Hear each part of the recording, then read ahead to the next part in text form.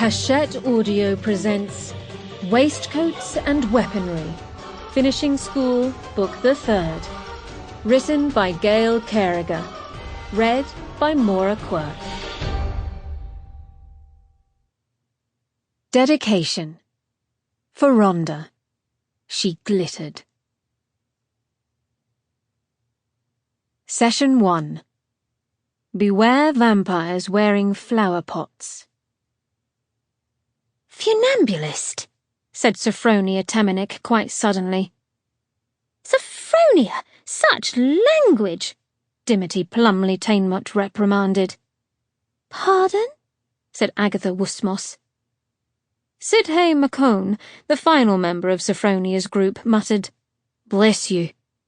"I wasn't sneezing, nor being indelicate, thank you all very much. I was thinking out loud." As if thinking out loud weren't decidedly indelicate. Dimity was not to be swayed out of disapproval when she felt it might exercise her creativity. Funambulist? Do you think that's what Professor Braithwaite was? You know, professionally, before he became a vampire? A tightrope walker in a carnival? I suppose it's possible, said Dimity, mollified. With which, the four girls all returned to staring over the railing of the squeak deck. They were, theoretically, in class with some 10 fellow students and Professor Braithwaite. It was their vampire teacher's custom of late to administer decidedly oddball lessons, which is to say, more oddball than an ordinary lesson with a vampire in a floating dirigible espionage school.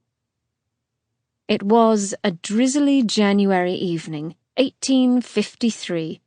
The sun recently set, and Professor Braithwaite was currently twirling back and forth along the thin plank that stretched from the forwardmost squeak deck's railing to the pilot's bubble. He was leagues up in the air. Sophronia had watched the professor run that particular plank with deadly grace the very first day she came aboard Mademoiselle Geraldine's Finishing Academy for Young Ladies of Quality. She'd never anticipated watching him dance along it. Admittedly, he danced with no less grace than he ran, performing some sedate quadrille with an imaginary partner. However, he was doing so while balancing a flower pot on his head, one that contained Sister Mattie's prize foxglove. Before his troubles, Professor Braithwaite would never leave his room without a top hat occupying that sacred spot on his glossy... Sample complete. Ready to continue?